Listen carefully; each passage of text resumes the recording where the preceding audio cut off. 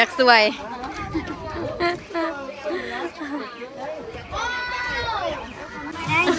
ทั้งวันหน่วยหนึ่งไม่เขาแถมไหมวะไม่ค้าแถมไหมวะแถมได้เลยเดียวครับเขาแถมหน่วยเดียวให้มั้ยอันนี้ก็ทั่วดินใช้ตัวคนไหนอ่ะ这也冲到烟啊！เออ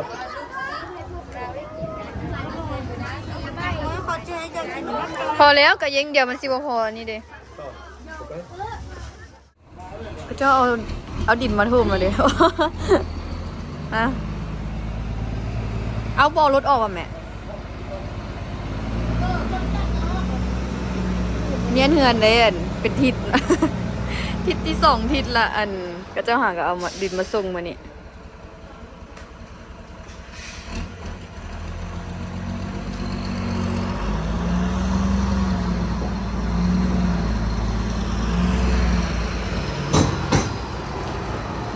เอามาเด้อปีโป้ปีโป้มาเอามาเก๊มาเอาไวๆโอ้เนาะออกเด้อดีโดไปแม่นั่นน่ะแม่มันจะเข้ากองรถนะสิเอาอันดินมาถม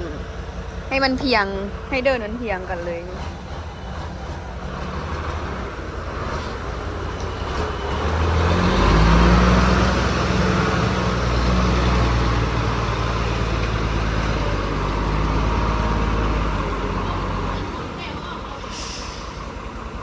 หอมเพลวได้ตัดน่ะ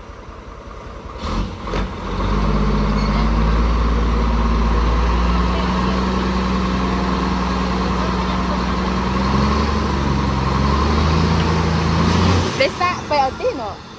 ได้ตักสะไปพูดเอารถบ่หอดเพิ่นเอารถอันนี้มาปรับหน้าดินให้มีหินอีกอ่ะ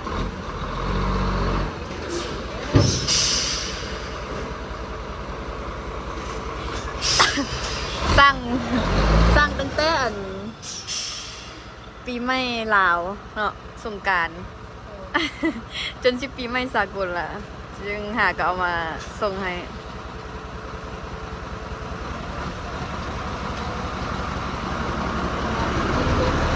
ฮะ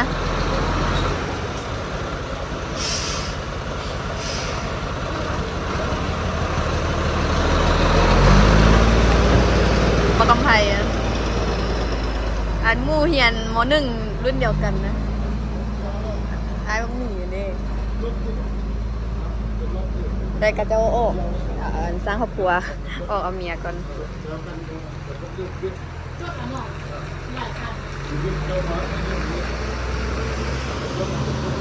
ก็จะกำลังไปแก่มาอีกรถ10 ล้อเมื่อน่ะรถ10 ล้อว่ะ12 ล้อ10 ล้อเนาะจะจดหรอวะอีเมกระจดเขามาจะคันกระจดไว้จะคันแม่จะคันแม่15ป่ะนั้นแต่ว่าเพิ่นว่าบ่ฮอดว่าซั่นลองเบิ่งบ่ฮอดป่ะ10 คันดินก็บ่ได้กว้าง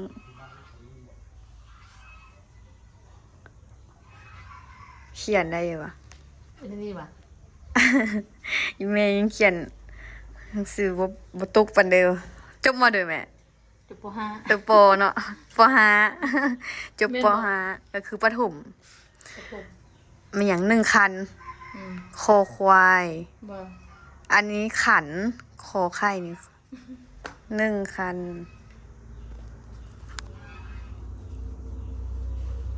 คำว่าทอกแล้วก็จดไว้มือตอนนั้นมันชอบที่เพื่อนคือกันคำว่า13เบิ่งมีแต่12จดไว้เลยอ้าวก็มี2 คันว่ะโอ้รถเขาหลายคันเปลี่ยนกันมาเนาะเปลี่ยนคันกันมาก็สิไวอยู่แป๊บเดียวว่าคันเดียวละอันท่องไปท่องมาเนาะคันใดก็เอาออกละตอนนั้นตกคันใดอยู่นี่แหละขาพลิกนะ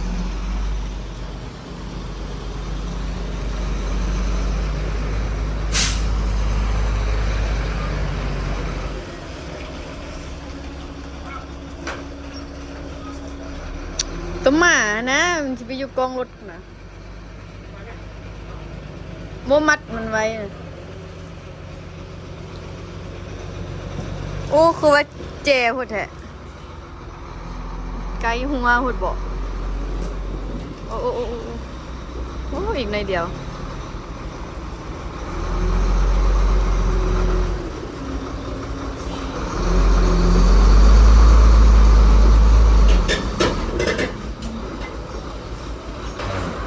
อันนี้เป็นคันที่สอง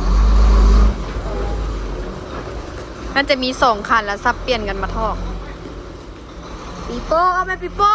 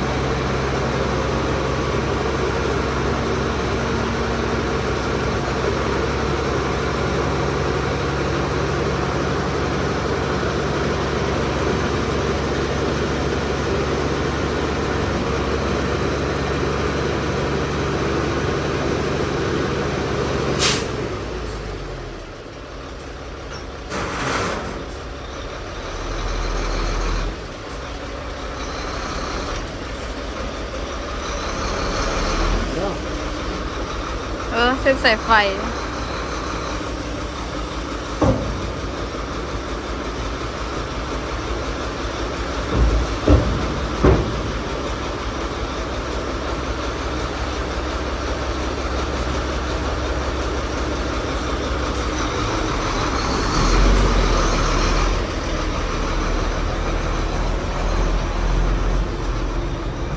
ขนาด2 คันกันยัง ชิดเต็มอะหมด2 คันกันยังคือว่าหลายเนาะถมนี่โมเมนต์4-5 คันที่ถมนาเหือนี่ทั้งหลังก็น่าจะคัน1-2 คันนี่บอกฮะอยู่นาเหือนี่ประมาณ4-5 คันนี่นะเนาะแล้วทางหลังกัน2 คันหอดแล้วทางหลังกันคัน1-2 คัน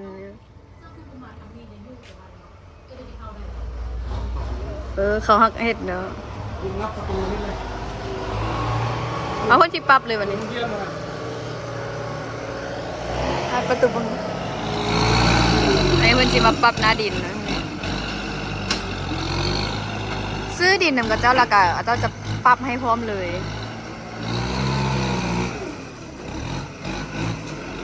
คันว่า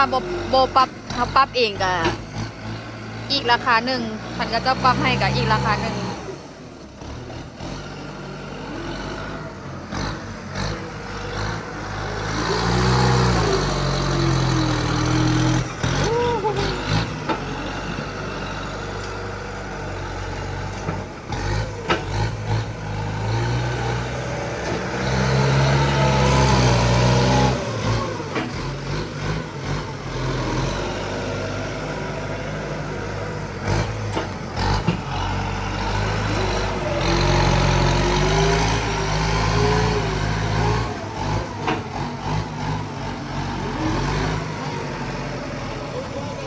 ใส่ไฟ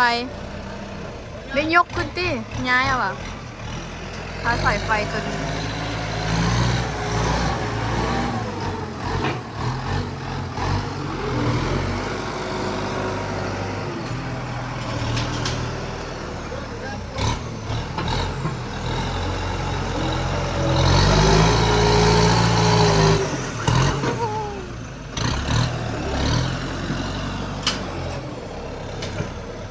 พอไปย้ายใส่ไฟมันได้ตัดออกก็ติ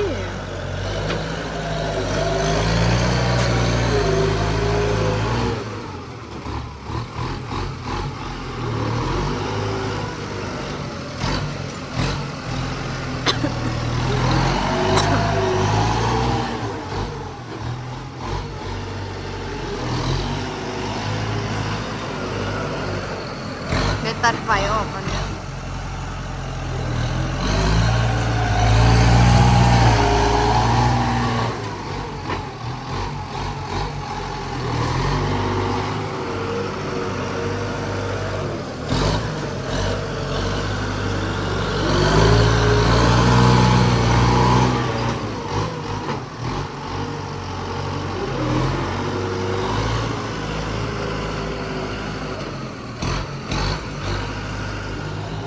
อันนี้ทางหลังน่าจะใส่อีกคันหนึ่งก็จะเต็มแล้วที่คันหนึ่งคันปลายคันหนึ่งหาสองคันนี่แหละไปเนาะ เอาคันใดออกแล้วนี่ไปอยู่คุณ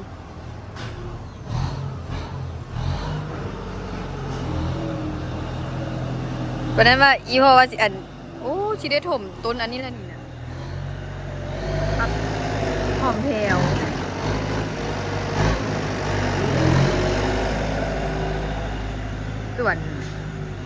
ส่วนห้านหอมอีเม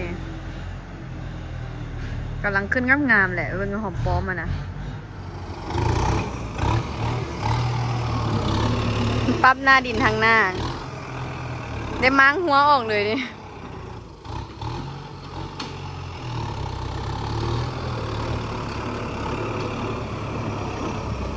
ทางหลังอันจังสิได้สะไปอีกที่เพราะว่ามันบ่ฮอดเด้สิได้อันสวนตักเข้าไปทางหลัง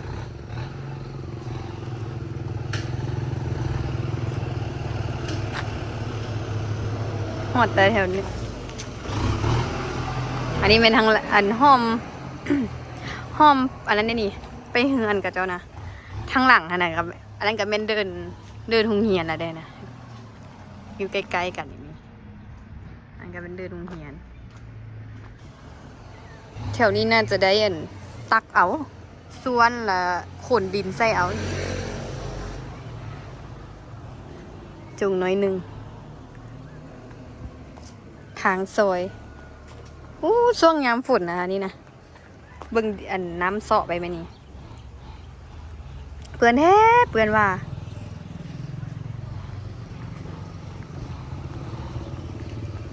ยามนี้มันแห้งแล้วก็ใครเด้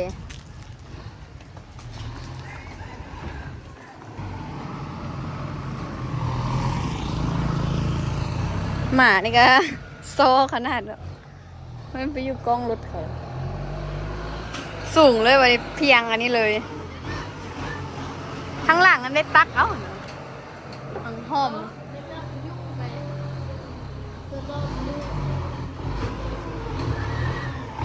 รอไผ่อยู่นี่เลยไม่เห็นอยู่นี่เลย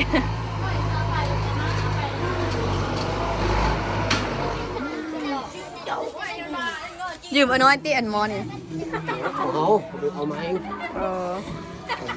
จืดอันนี้เป็นซีนอันนี้เป็นอย่างฮอนดอกมันบอก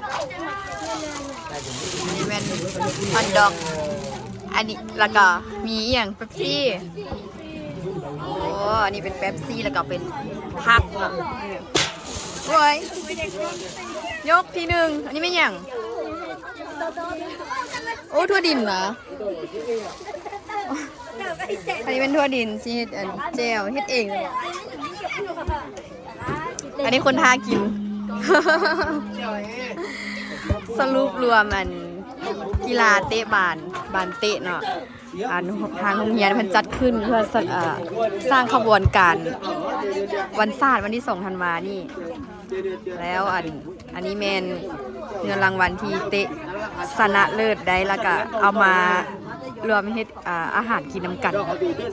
ก็คือทอดฮอนดอกลูกซีนแล้วก็เป็นเครื่องดื่มกับเป็นเป๊ปซี่สำเนียง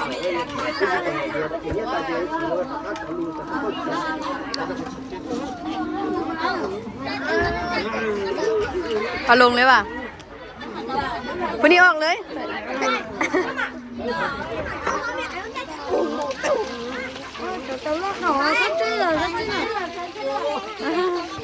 บังดู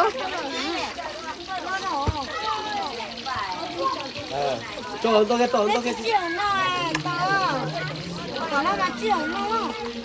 นี่เป็นหอลูกซีน继续了，继续了。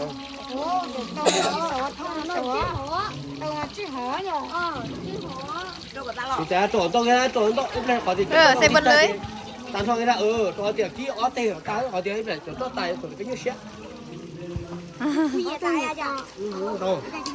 不也打哎？懂哈。我能不拉？你买。ส่วนหลายก็เป็นอาจารย์ส้นเผามงและการนักเรียนส่วนหลายเป็นส้นเผามง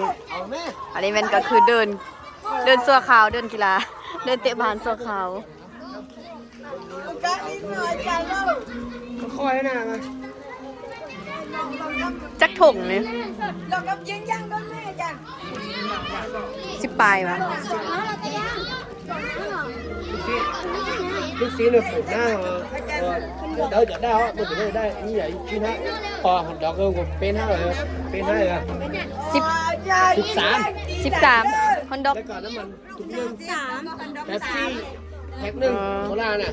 แล้วก็ไม้อัน ไม่เสียบวะ แล้ว3ถุง เจียวนี่ให้จังไดบ่ได้เอาน่ะน้อยว่ะ ซื้อมาเองนะทุกอย่างเลย ซื้อน่ะน้อยว่ะเจียว ตลาด เจ้าซื้อ100,000 เออ งบประมาณแม่น1 ล้านกีบ คิดนี่จังนี่นะ ได้ตื้มแม่นบ่ ตื่นนะอันนี้ได้ตื่นสาววัน โอ้ก็เดี๋ยวตื้มหลาย ได้ตื่นสาววันไปได้ตื่น ตื้ม 3,000 ไปตื่นหลายไปตื่นประมาณ15 วัน ตื้ม15,000กีบ แต่น้อยเดี๋ยวเอาไปไล่เดือนเอาเลย มื้อนี้ออกมื้อนี้ตีเงินเดือนนี่ เดี๋ยวก็เหนียวก็ต้องต่อยหนา เงินรางวัลบ่ครบสำเร็จอันครูได้ตื้มใส่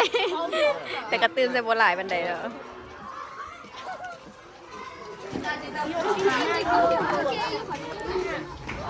เริ่มพองละคนละสีนะคนละลูก คนละเนื้อติบ่เนาะ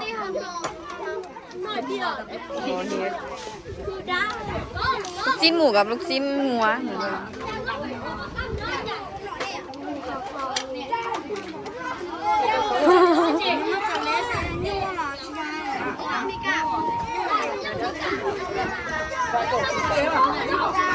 โอ้โหหิวแล้วบดขนาดเลยมันอ่ะตอนนี้ก็สุกละทอดหลายแล้วมันบ่ค่อยกรอบนะ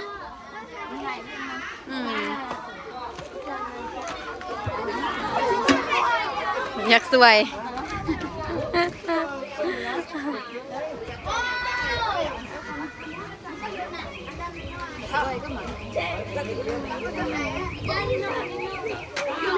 ให้มันเสด็จน้ำมันก่อนมันอยากสวยเนี่ย ให้มีส่วนร่วมนะ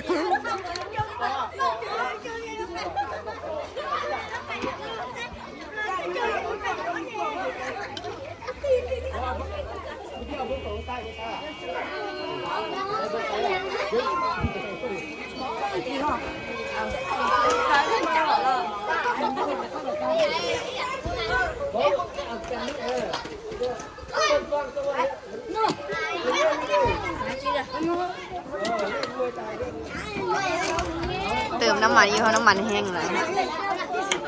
เอาเมื่อวานนี้บ่ได้เห็นหรอบ่ได้ห้องได้บ่ได้ปิดน้ำน่ะก๊อกมันบ่อยู่ที่เห็นบ่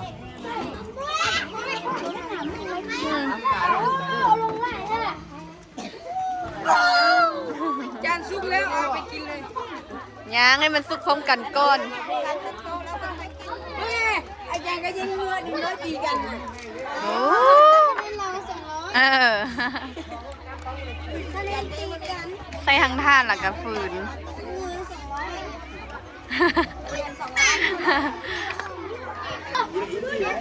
200 เกิดผู้ใดมาปะไปนี่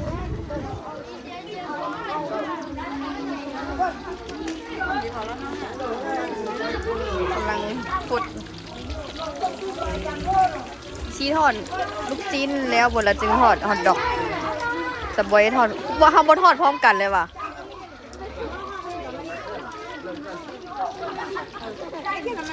เนาะทอดพร้อมกันเลยก็ได้ติ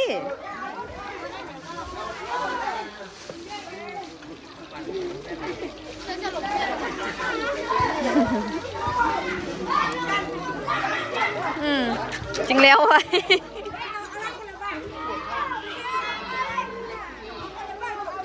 ใส่หลายผัดกับผัดนานกรอบเนาะ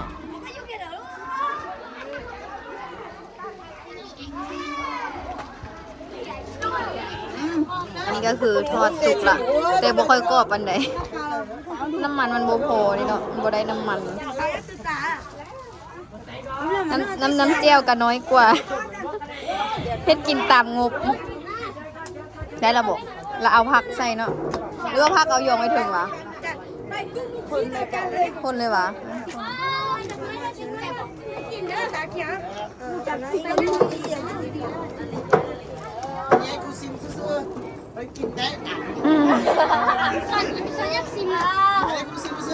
ได้บ่เดี๋ยวซาวบ่ได้นะได้เอาพักใส่เลยบ่ผูกกระเบ้าเอาพักใส่เลย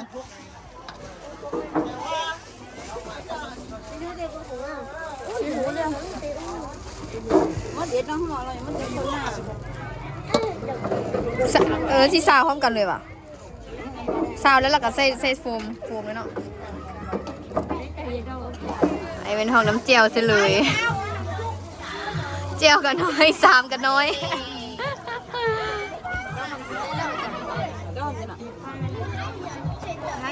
พอเลยเนาะเจียวบ่พอนี่ยังกันต้องได้ประหยัดกินตำงบยังใจน้องตรงไหนใส่ถ้วยเลยเนาะ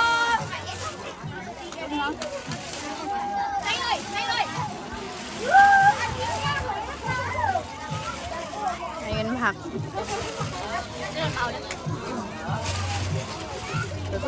ผักกะหล่ำปีแล้วกับมักแตงมักเล่นอีกทั้งวันหน่วยหนึ่งไม่เขาแถมไหมวะไม่ค้าแถมไหมวะแถมได้เลยเดียวครับ เขาแถมหน่วยเดียวไหมวะอันนี้ก็ทั่วดินต่ำเอาอ่ะ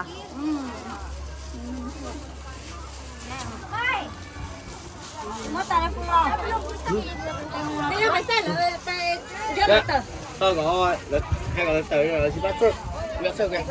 หาเสิร์ฟเลย nha nếu cái này còn phải biết tự kiếm nó phải không tự kiếm hả con bông theo tao nó cái đúng không nếu cái này gì tôi thì họ phải chơi quá con này à đây là chồng tao giá chưa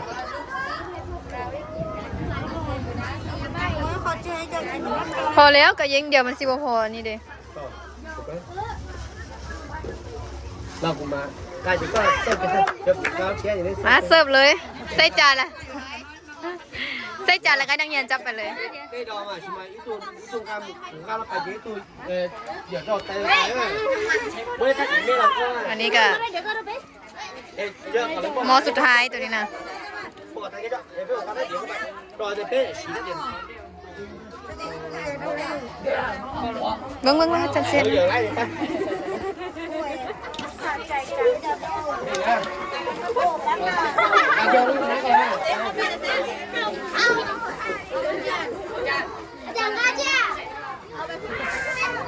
เอาเฮาสาวสิเราไปใส่เลย คือบ่ใส่จานเอาไปเอา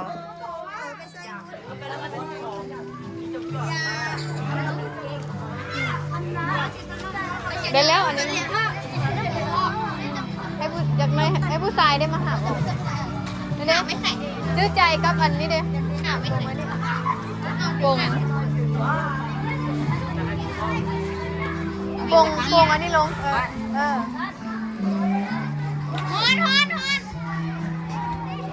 อันนี้ก็เลิกสอนเพิ่มละยกที่หนึ่งไปเบิ่งไหมยกที่หนึ่ง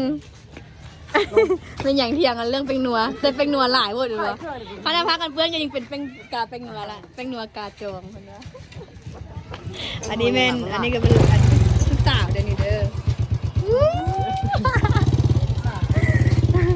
กินเลี้ยงแล้วเราก็มาสอนเพิ่มต่อตอนนี้เลิกสอนเพิ่มแล้วกำลังกลับบ้านไปเฮ็ดเรียกเสิร์ฟอีกไปขายเรียกต่อบ่ย่างมาอันนี้ก็ย่างเหมือกเก่าอากาศหนาวเลยนะเมื่อเช้านี้แห้งหนาวแท้ว่ะนอนแล้วห่มผ้า3 ผืนเวลาจะนอนได้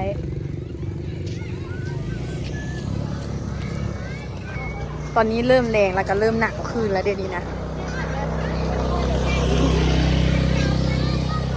แต่ละคนก็กำลังกลับบ้านละบางคนก็เล็กน้อยแถวนี้แหละเนาะแถวบ้านก็จะอยู่ปิดไกลนี่นะคะเจ้าเป็นลิ้นเดินนะคะนะลิ้นเดินอยู่เดินโรงเรียนอันนี้เมื่อแรงกับจีหนาวอีเดนี่ก็จะว่าเริ่มหนาวเมนวันที่26 26 29วันหรือว่าเมื่อเดือนนี้นี่แหละโอ้แบบหนาวอะแท้ว่าเลยอยู่อันเขตพิเศษหั่นนะอยู่เมืองอนุวงศ์นะเป็นน้ำก้อนจนเป็นน้ำก้อนเลย4 องศา3 องศา4 องศานี่แหละอยู่ร่องศานี่แม่นัน9 องศาเบิ่งมื้อเช้านี่นะความหนาวโบให้เว้าเลย โคตรหนาวอันนี้กำลังย่างพับเหงื่อละทุกคนโคตรหนาวเลยเมื่อกี้นี่ออกไปเรียกเสริมแล้วออกไปขายเลขแล้วแต่ว่า ลืมโทรศัพท์ ลืมโทรศัพท์แล้วก็เลยกลับคืนมาเอาอีกว้าวบอกหนาวได้เอานุ่งเสื้อ2 ซ้อนปุ่นนั้น3 ซ้อนความว่าหนาวนะ กำลังว่าจะปิดคลิปสองโทรศัพท์แล้วบ่เห็นละถือว่าลืมเบิ่งว่าจากองศาไว้เนาะมูแต่ว่าหนาวนะซ้อนเสื้อแซวแทว่า2 ชั้น 3 ชั้นห่มผ้าห่มกับ3 ผืนนะมื้อนี้จะสิห่มจากผืนอยู่นี่เอาสำหรับคลิปวิดีโอนี้ติ๊กก็ขอตัวลาทุกคนไปก่อนเด้อ ฝากทุกคนกดติดตามกดไลค์ซองติ๊กสาวลาวล่องซานให้ได้ทุกคนว้าวกับสิบ่ถึกละเจ็บคอนี่ตื่นเช้ามาแล้วเจ็บคอเลยเดี๋ยวชีออกไปอยากเสริมต่อละบ๊ายบาย